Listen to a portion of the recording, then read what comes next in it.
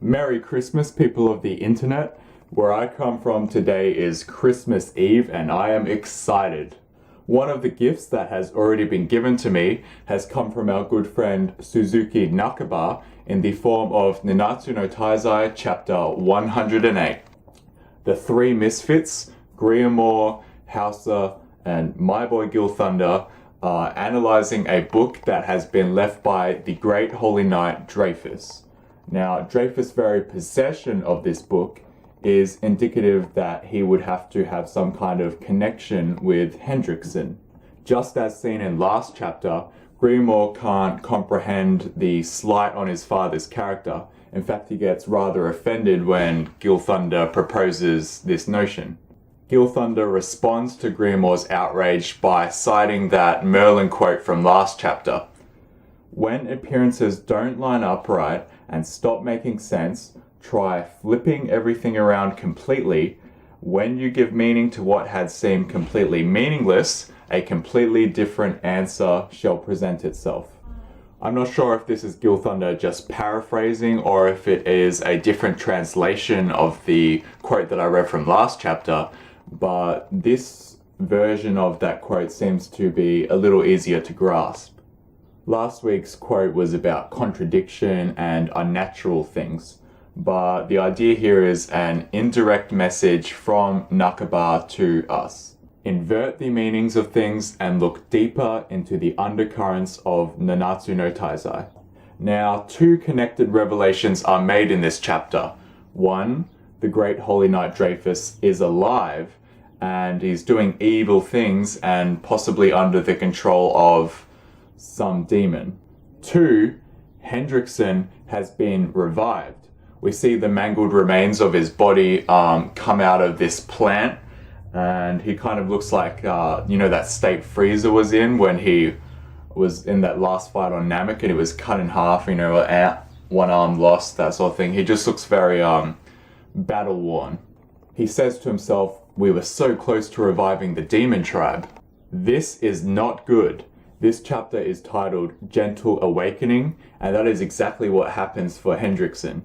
Gentle Awakening entails Hendrickson's soft regeneration. Apparently, Hendrickson and Dreyfus are actually pretty good buddies, and Dreyfus bites his arm and lets Hendrickson drink from his own blood, and the two then share a teary, emotional, intimate moment, and now Hendrickson has been restored to his full power, demonic form.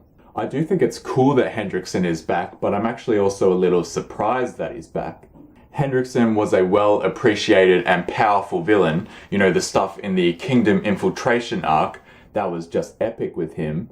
But I was also kind of hoping that Taizai would move into different villains in these more recent upcoming arcs. However, I suppose that the progression of the demon tribe only does make sense if Hendrickson is active. By the way, the Taizai theorists were right on this one. Hendrickson needs the blood of a member of the Goddess clan, aka Elizabeth, to perform his ceremony, and that's exactly what Dreyfus provides him. So he performs his ceremony, it's pretty brief, and guess what? That last panel, oh man, Taizai just went, oh wow. This chapter just went from great to greater to Taizai greatness. The symbol of the demon tribe now appears on Dreyfus' forehead after Hendrickson has completed his ritual. What? This is so awesome. Hendrickson and Dreyfus are back and they are looking formidable. I guess the question you need to ask yourself here is whether or not Dreyfus is a member of the demon tribe or is he possessed by a member of the demon tribe? Because there is an interesting difference between the two. Every time a new Taizai chapter is released, it just puts a smile on my face, and I just marked out like crazy with this chapter. Nakaba, you just have me so excited for all the possibilities in the Taizai universe and the interconnection of the mythos and the lore of this manga. Taizai flows so naturally with these twists, it's just stellar execution. I have read a couple of complaints about how no one dies in this manga, but you gotta just look for it. The foreshadowing is always there. It is always set up. It's not contrived, and also I'm wondering, this may or may not be a thing, but just think about the connection with the Ouroboros. Might be something, might not be, but either way, great chapter of Nanatsu no Taizai. Real quick, I just want to say, because it is Christmas, and because of how busy my schedule will be now for the next couple of days, I don't think I'm going to be able to get reviews in. For example, Boku no Hero Academia chapter 22 is out now, but I don't think I'll have time for that. So real quickly, I just want to go through the list of American comics that I would have been reading this week.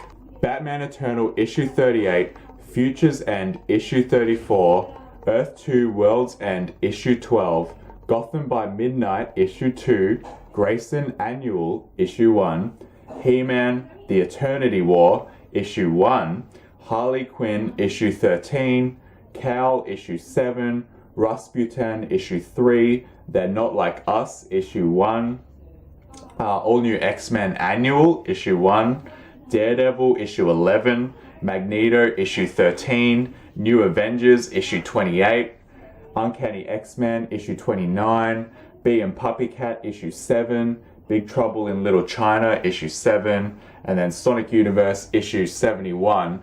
There's just all this stuff coming out this week. But I guess that will have to be for another time. Thank you for watching. Merry Christmas. If you could like or comment or subscribe, that could be your gift to me. Thank you. This is Unity Reviews, and I'll see you later.